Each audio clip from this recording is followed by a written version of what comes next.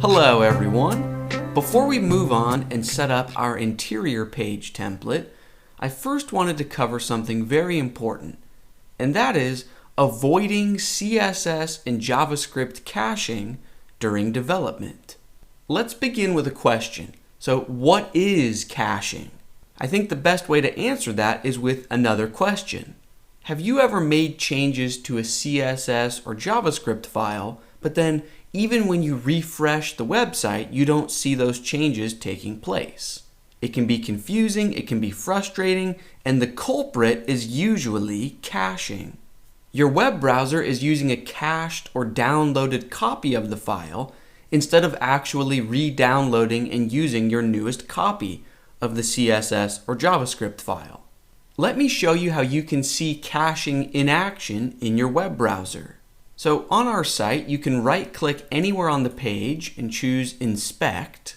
I'm using Google Chrome, and I encourage you to use it as well because it has some of the best developer tools in the world, but most browsers will have a similar Inspect feature. That will open up your Developer Tools window. Again, if you want to follow along with me exactly, you'll want to use the Google Chrome browser, but then I want you to click on this tab that is named Network. I know that Firefox also has a very similar network feature. Okay, now with this network tab open, if we refresh the page, on Mac you can press the Command key and R at the same time.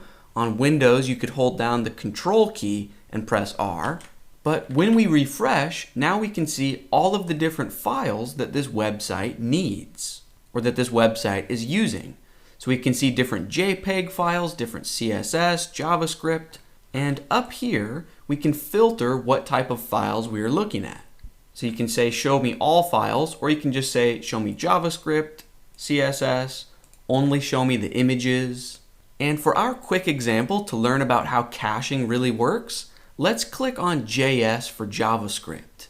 And I want you to focus on our file that is named scripts-bundled.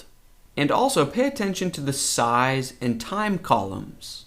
And notice that every time we refresh, it says that it takes 0 milliseconds to load that file. Now, whenever you see 0 milliseconds, or in the size column if you see from memory or from disk cache, that means that the browser is not re-downloading the file. Instead, it's just using a saved or cached copy. Now, a lot of times that's great. It can make your website load faster for your visitors. However, during development, we are going to be changing our files very regularly. And when we switch back from our text editor back to our browser, we want the browser to always be using our most updated copy of the file. So the question becomes, how can we force the web browser to re-download a new copy of our scripts-bundled? Well, follow along with me. In your text editor, within your theme folder, I want you to jump into functions.php. At the moment, we've only got our one function, and remember when we used wp onQScript to load in our main scripts-bundled JavaScript file. Well, you might remember that we set its version to 1.0. Now, just as a test, let's change this to version 2.0 and save our file. And now back in Chrome, with our Network Developer Tools open, refresh the page. Perfect. Notice that our scripts-bundled file now says that it's 93 kilobytes and it took 627 milliseconds to load. This is because the web browser saw that version 2.0 at the end of the request is different, right? Just a second ago, it was version 1.0. However, if we refresh again, well, now the browser is just going to use its cached copy of the 2.0 request.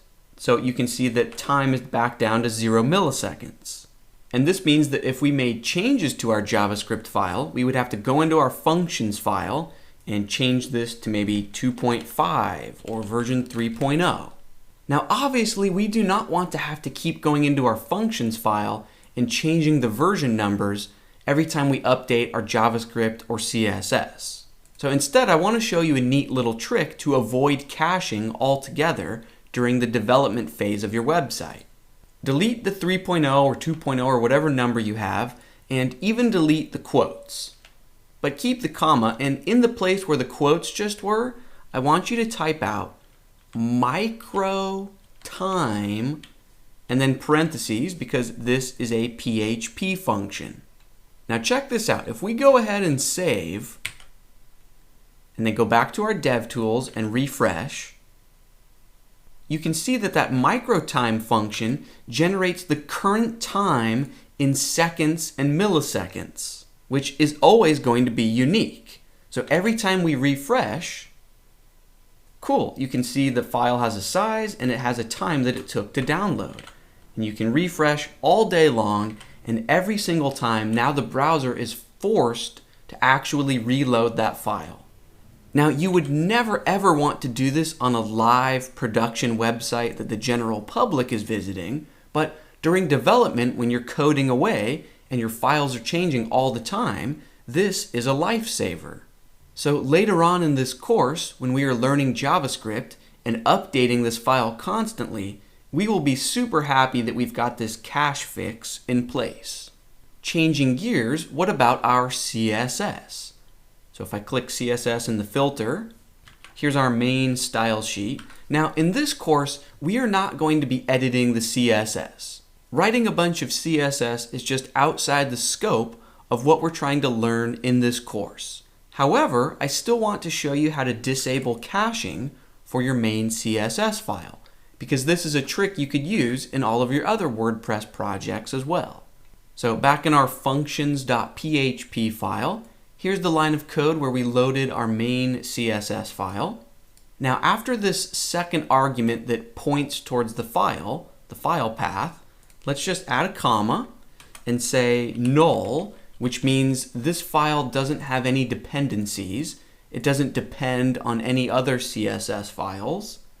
And then right after that, we can just say comma, include another argument, and this is the version number. So just say micro time, parentheses, because it's a function. Let's go ahead and save that.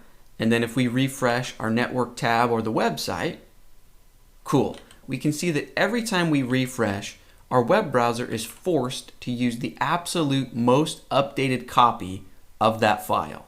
Now, before we bring this lesson to a close, some of you might have been yelling at the screen this entire video saying, Brad, what are you doing? You could have just simply checked this checkbox that says disable cache.